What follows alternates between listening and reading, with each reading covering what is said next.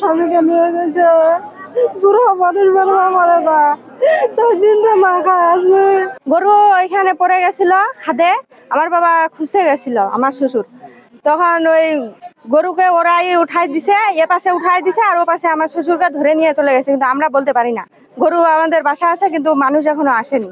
আজ যে 4 দিন হয়ে গেল এখনো আমার শ্বশুরকে মানে পাওয়াই যায় না, খোঁজ ওরা কিছুই দেয় না যে আসে না নিয়ে আসে। তার জন্য এদের ধরে নিয়ে আসে, আমাদের শ্বশুরকে ফেরত দেবে আর এরা নিয়ে যাবে। আমার স্বামীকে নিয়ে গেছে, পুরো মানুষ বেরোবে মারে না, 4 দিন তো মা খায় আসবে। আমার স্বামীর কোনো খোঁজ খবর দেয় না, আমার স্বামীর মুখটা আমি দেখতে পাই না, আমাকে কোনো সান্ত্বনা দেয় না। আমি জমিরা দিদি দেখি তো আমার স্বামীর কিছু আমি সান্ত্বনা পাই। ওরা আমার স্বামীকে যে কষ্ট দিছে আমি এরাকে কোনো কষ্ট দিব না। ওরা আমার স্বামীকে পুরো মানুষ মারামারি করেছে, কমর হালে গেছে, কমরে টুপিতে আমার স্বামী কত কষ্ট পাইছে।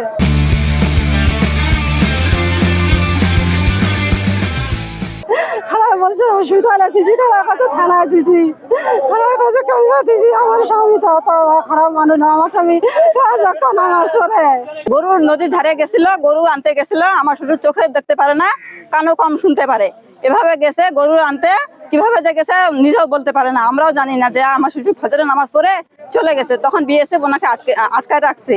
কিন্তু আমরা এই যে তখন শুনতে পাইছি যে বিএসএফ আটকায় রাখছে, আমাদের এই পাশে আমরা যোগাযোগ করছি, কোনো তথ্য পাইনি। 4 দিন হলো আজকে দিয়ে, আমরা এখনো বুঝতে পারিনি যে আমাদের শ্বশুর মারা গেছে না ওরা টর্চার করে মারা ফেলছে কিন্তু বাঁচে আছে। আমাদের মানুষকে ফেরত দেবে, তারপরে আমরা ওদের মানুষকে দিব।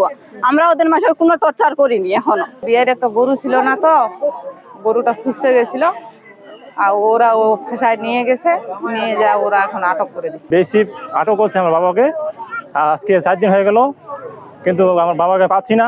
আমার বাবাকে যদি না দেয় এই লোক আমার দিব না। নদীর ধারে কিছু বেশি আসে, সে কানে শুনতে পারে না, সে হাঁটতে পারে না, সে গরুর টানে গেছিল, গরুর টানে গেছিল, গরুর টানে যাওয়ার পরে এখন ওরা নিয়ে গেছে। আজকে 3 দিন থেকে আমরা ক্যাম্প যাই, ওরা ঘোরাফেরা করি, ওরা ওদের পক্ষ থেকে সীমানায় আসে, বলতেছে যে ওরা আমাকে যেদিন ডাকবে সেদিন যাব। আমাদের বিটিআর কোনোদিন ইচ্ছাকৃতভাবে ওদের সাথে যায়নি।